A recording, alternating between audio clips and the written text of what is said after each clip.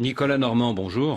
Bonjour. Pourquoi dites-vous que la France a manqué l'occasion, en 2013, de neutraliser, de désarmer tous les groupes armés du Nord Mali? Pourquoi dites-vous qu'elle a ajouté du désordre au désordre? Effectivement, je suis assez critique sur cette opération. Sur le principe, l'opération Serval de janvier 2013 était une excellente opération, c'est-à-dire il fallait empêcher les différents groupes djihadistes réunis de déferler vers le sud, éventuellement vers Bamako. Le problème, c'est que la France a cru ensuite distinguer des bons et des mauvais groupes armés. Certains qui étaient perçus comme politiques et d'autres qui étaient perçus comme terroristes. Et l'armée française est allée rechercher ce groupe, c'était le MNLA à l'époque, ces séparatistes Touaregs, d'une tribu particulière qui était minoritaire au sein même des Touaregs, Les Iforas. les Iforas. Et ce groupe, on est allé le chercher et on lui a donné la ville de Kidal. Et ensuite, ultérieurement, il y a eu les accords d'Alger qui mettent sur une sorte de piédestal ces séparatistes à égalité en quelque sorte avec l'État. Alors ça, c'est une erreur importante. Alors, vous constatez comme tout le monde que l'accord d'Alger de 2015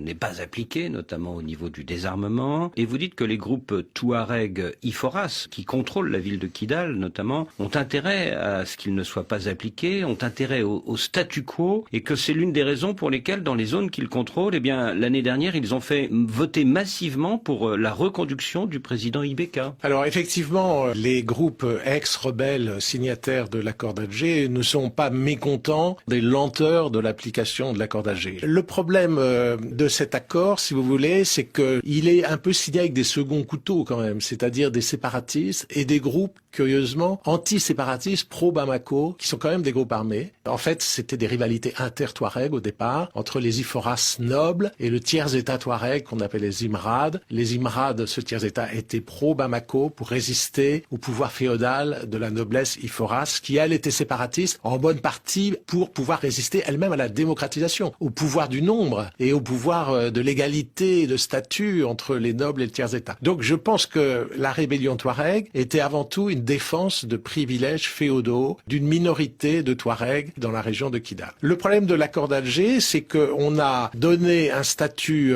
fort, avantageux et toutes sortes d'avantages matériels aux signataires. Actuellement, ils sont payés pour participer à des comités de gestion. Il n'y a pas d'élection et il n'y a pas de désarmement immédiat. Alors, le fait qu'ils puissent garder leurs armes jusqu'à la fin du processus, et ils sont toujours pas désarmés pour l'essentiel, ça a créé une sorte d'instabilité dans la région, parce que les groupes majoritaires non Touareg se sont sentis un peu menacés, donc tout le monde s'est armé, il y a une tribalisation armée qui s'est produite au Nord Mali. D'autre part, ceux qui n'ont pas pris les armes, c'est-à-dire la majorité des communautés locales, ont bien vu qu'il y avait des privilèges donnés à ceux qui avaient pris les armes, et donc ça a suscité aussi des troubles. Ils se sont dit, pour avoir des avantages, il faut prendre les armes. En plus, l'aboutissement de l'accord, c'est le désarmement et ce sont des élections. Et cette noblesse Iforas minoritaire n'a pas intérêt à des élections parce qu'à ce moment-là, elle serait sans doute balayée par la majorité non-Iforas. D'où la question, comment préserver les privilèges de la chefferie des Iforas dans un système démocratique et égalitaire? Alors, je pense qu'il y a une pression très forte de la base des groupes armés pour appliquer quand même l'accord d'Alger, parce que ce sont les chefs qui bénéficient de ces privilèges. La base, eux, ils espèrent être intégrés dans l'armée ou dans l'administration, donc ils vont passer du statut de combattant sans emploi en pratique, aujourd'hui surtout, à un emploi fixe et rémunéré par l'État. Donc, idéalement, étant donné que pour l'instant, ces Iforas se sont crispés sur leurs privilèges, il faudrait qu'ils négocient eux-mêmes avec leurs tiers-États, c'est-à-dire avec les Imrad, les tributaires Touareg, pour partager le pouvoir à Kidal. À Kidal, les Iforas sont minoritaires et ils ont tout le pouvoir actuellement. Et vous dites qu'il y a un exemple réussi, c'est au Ghana.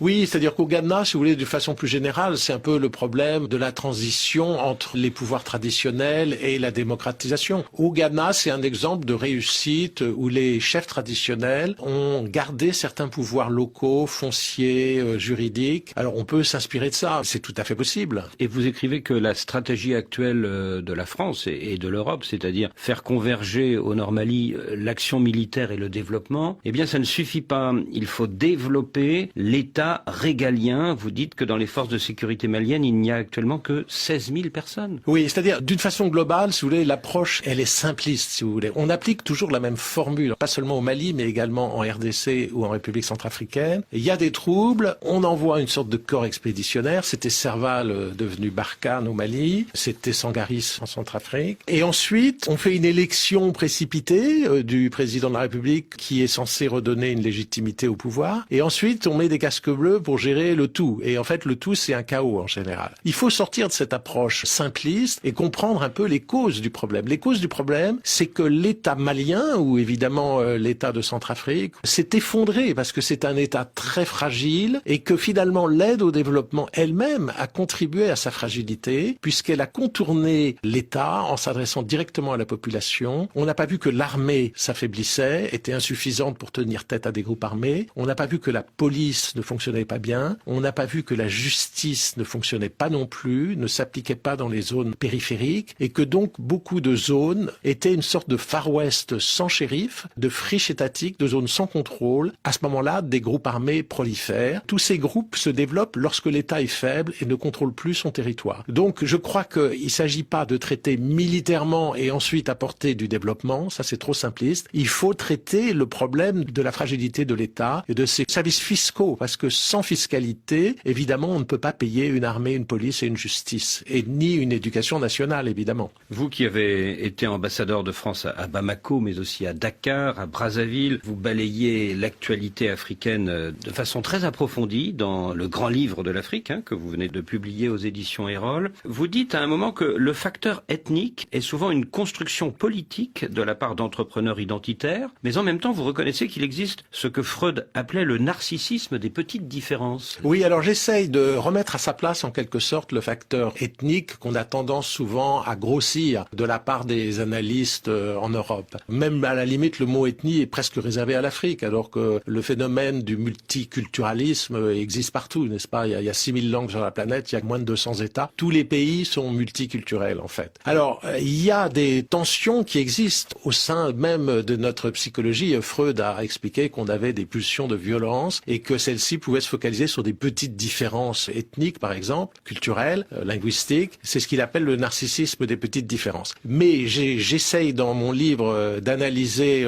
plus en profondeur les principales causes de conflits en Afrique et je considère que la cause numéro 1, aujourd'hui en tout cas, c'est la fragilité des États dont je viens de parler. Donc, en l'absence d'autorité étatique, dans certaines zones, se créent des groupes armés parce que, comme Thomas Hobbes l'avait théorisé dès le XVIIe siècle, les gens ont des passions, ils ont aussi des ressentiments, ils ont une avidité économique ou une ambition politique. Et s'il n'y a pas de barrière, ni étatique par la police et la gendarmerie et la justice, ni culturelle par son propre surmoi en quelque sorte, eh bien à ce moment-là, des conflits s'observent. Il y a aussi les conflits dont je parlais entre castes, n'est-ce pas, entre dominés et dominants, qui sont des conflits d'ordre sociologique. Donc toutes ces causes sont finalement plus importantes que les causes de différences ethniques qui ont toujours existé, qui n'ont pas toujours provoqué des guerres. Et puis il y a des pays comme la Somalie où tout le monde est de la même ethnie, de la même culture, de la même religion, et c'est un pays très instable. Donc on voit bien que l'explication ethnique est tout à fait insuffisante et qu'il faut en chercher d'autres. Nicolas Normand, merci.